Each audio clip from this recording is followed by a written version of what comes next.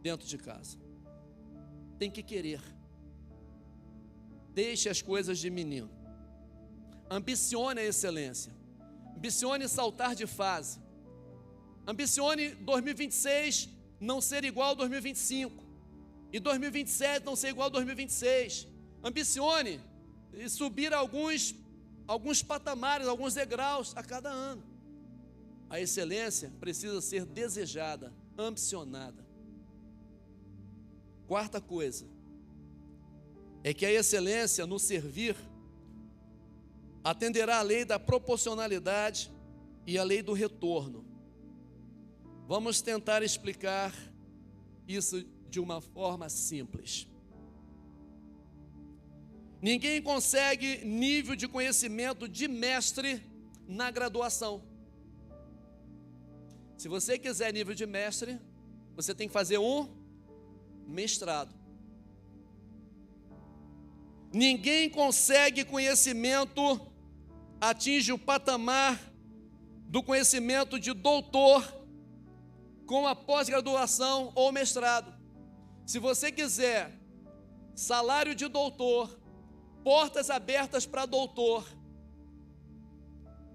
ter os acessos que são abertos para o doutor e ter o conhecimento do doutor, você precisa fazer um doutorado. Você não vai mais fazer só uma monografia que já arranca o cabelo de todo mundo. Você vai ter que defender uma tese.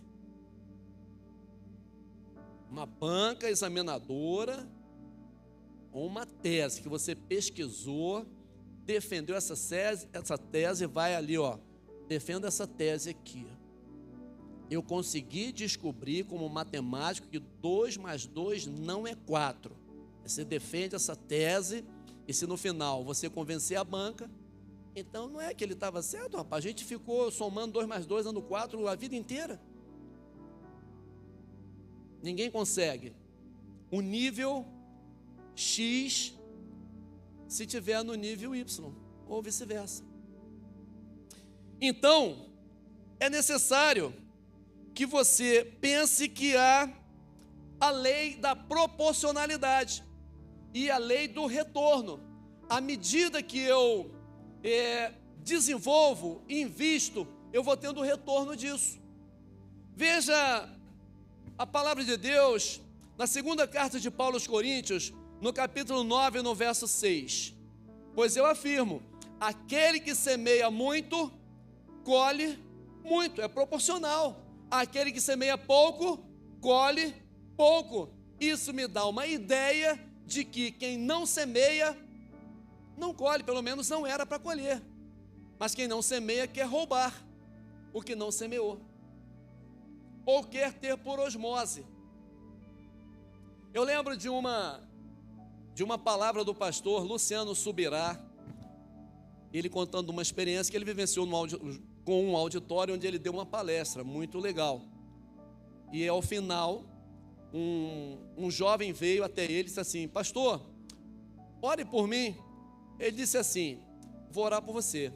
Você quer que eu ore por você? Para quê? Qual a finalidade da oração?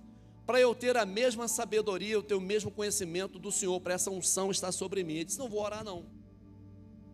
Vai estudar, vai ler a Bíblia, vai se dedicar, porque isso não acontece por osmose. Eu ponho a mão sobre você e você recebe. Não, eu posso orar para você ter outras coisas, ter condição de estudar, ter condição de se aplicar, mas para essa unção ir sobre você não existe. Não existe. Eu já vi culto em que um pastor manda a igreja um pegar na mão do outro, que a unção vai passar de um para o outro. Irmão, que é isso, irmão? Para com isso. Isso não é bíblico. Passa do corpo para o corpo uma energia que sai de mim e passa para o pastor Marco Aurélio. E se ele der a mão, o Vitor ali atrás vai passar para ele, o João Vitor vai passar para ele. E assim sucessivamente. Isso é meninice, isso é criancice. Isso não existe, irmão. O que existe é que essa unção está pronta, preparada e vai ser derramada sobre todos quanto buscarem. Todos quanto quiserem, ansiarem, se esmerarem. É a lei da proporcionalidade, irmão. Então ele disse: não vou orar por você não, jovem. Eu vou te dar aqui o bizu de como isso acontece. Se dedique, ore, leia a Bíblia, estude, porque isso não passa com mão colocada sobre a cabeça. Eu vou botar a mão sobre a sua cabeça para você ser batizado no Espírito Santo. Irmão, o cara não ora, o cara não lê a Bíblia, o cara adora uma vagabundice. E num culto de busca do Espírito Santo, alguém bota a mão sobre a cabeça desse rapaz e diz: recebe o Espírito Santo, começa a falar em língua agora, sujeito. Não. Isso não existe não, querido. Lei da proporcionalidade e lei do retorno. Quer excelência? Comece a se esmerar que essa excelência vai chegar para você. Então não há uma receita pronta. Não há um pó de pirlim-pim-pim que joga sobre a pessoa assim, e num passe de mágica, ele agora vira uma pessoa de excelência. Ele aprende a entregar o dízimo de R$1. Quando ele estiver ganhando 10 mil, ele não vai ter nenhuma dificuldade de entregar o dízimo dos 10 mil. Ele aprendeu a entregar do R$1, do 10 que passou a ganhar, depois do 100, depois do 1000, depois do 10 mil. Foi aprendendo, sendo ensinado, sendo conduzido. Não tem um lugar. Hoje vai ser derramada aqui a unção da prosperidade e todo mundo vai sair daqui próspero. Não, todo mundo daqui vai sair daqui consciente. Eu preciso estudar, me aplicar, trabalhar, preciso ser honesto, eu preciso aprender, eu preciso reconhecer que não sei e alguém vai me ensinar essas coisas. Ou seja, a coisa vai ficando cada vez mais exigente, comprometedora. Mas à medida que se vai alcançando tais níveis, vai-se também colhendo o fruto do investimento. Isto é proporcional ao compromisso. Quinta coisa é o analfabetismo funcional cristão. O que é um analfabeto funcional? Quem é da área da pedagogia aqui? Eu sei ler, eu sei escrever meu nome. Eu não sou analfabeto. Eu fui alfabetizado, mas eu não sei interpretar um texto. Eu não sei entender o que uma pessoa escreveu lá no texto assim: eu fiz o que me deu na telha.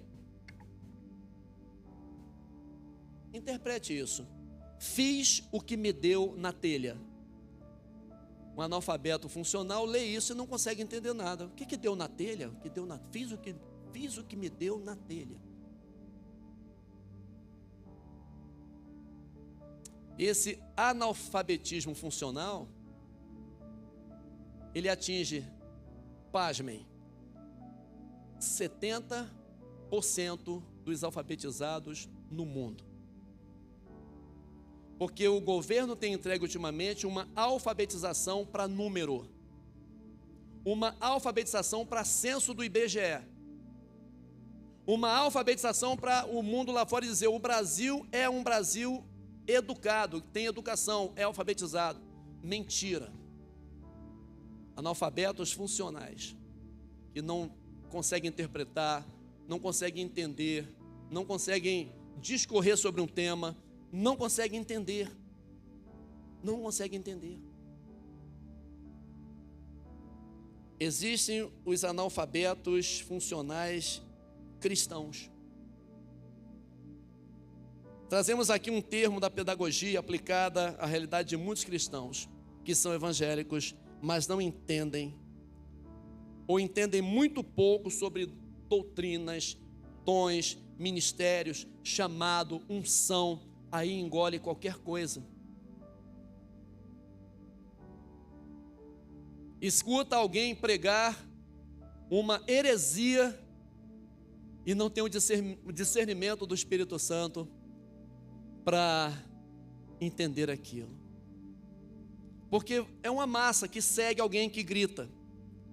É uma massa que segue alguém que diz: aqui está acontecendo isso, aqui está acontecendo aquilo, venham para cá, aqui vai ter cura, aqui vai ter milagre, aqui vai ter a noite da prosperidade, aqui vai ter a campanha da porta aberta, vou te ensinar 7 passos para isso, 10 passos para aquilo, uma reunião de coach, uma reunião de coach, uma reunião de coach, sem a presença do Espírito Santo, sem a presença da palavra, sem o poder de Deus no altar. Então, estão sendo formados muitos analfabetos funcionais cristãos que não conseguem entender o que a Bíblia quer dizer, o que a Bíblia está dizendo quando diz aquilo que ele leu. Mas isso, sabe o que acontece, queridão? Isso é bom para as lideranças, porque ele não tem o trabalho de ser questionado. Ele não vai ter esse desgaste de ser questionado. Porque a regra é essa: mantenha o povo na ignorância e eles vão te amar. Não deixe eles morrerem de fome e eles vão votar em você no próximo ano. Deixe os dependentes de R$600 por mês. Nunca diga para eles que eles podem ter 1.200, 3.000, 5.000, 10.000, se eles tivessem acesso à educação de qualidade, à saúde de qualidade. Isso se repete na igreja. Homens treinados para ter uma massa diante dele, sustentando seus luxos, sustentando sua boa vida, mantendo-os presos ali sob uma maldição. Se você sair daqui, você vai ser amaldiçoado. A mão de Deus não estará sobre você. Eu não me responsabilizo se você for para outro lugar. Quem está me entendendo, diga amém, querido. Minha família, eu não estou com raiva não, eu só estou meio intenso, né, cara? Tem hora que na nossa conversa eu fico meio intenso. E vocês entendem, puxa, o pai hoje está brabo. Tô não, querido, tô não. É porque isso mexe muito comigo, irmão. Você vê uma pessoa frequentando um espaço 10, 20, 30 anos, preso. Eu creio que nesses lugares existem muitos esclarecidos. E estão lá porque Deus disse para eles: permaneçam aqui. Eu não quero que você saia daqui. Não é pela ameaça que ele te fez ou por qualquer outra coisa. Permaneça aqui. É aqui que você está servindo, aqui que você foi liberto, aqui que o Espírito Santo te alcançou. Continue aqui, mas leia a sua Bíblia, entenda a palavra, evangelize, salve vidas. O analfabetismo funcional gospel. Aí, partindo aqui já para os finalmente,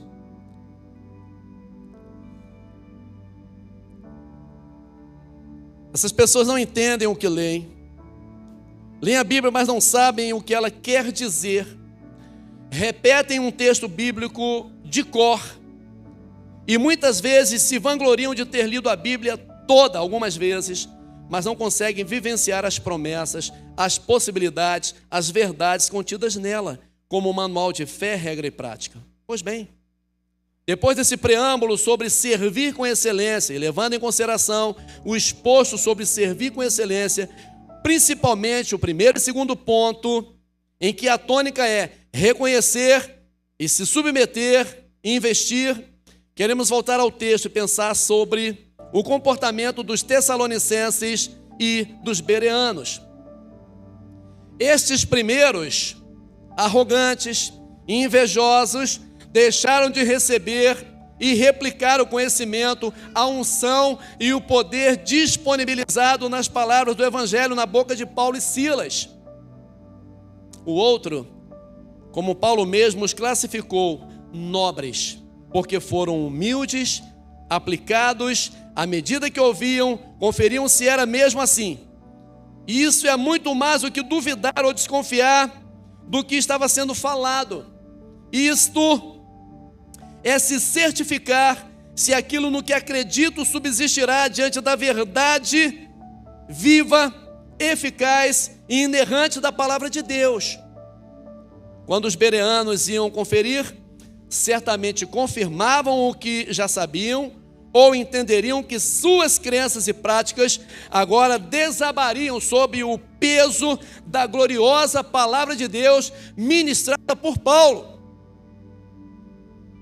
Os bereanos iam para casa, pegavam as escrituras, iam conferir. Bom, hoje Paulo pregou sobre a ressurreição dos mortos e para a salvação, o sacrifício de Jesus, enfim. Eles iam conferir a palavra. E a nobreza deles era essa: Paulo está certo e nós estamos errados. A nobreza deles é essa: ainda que nós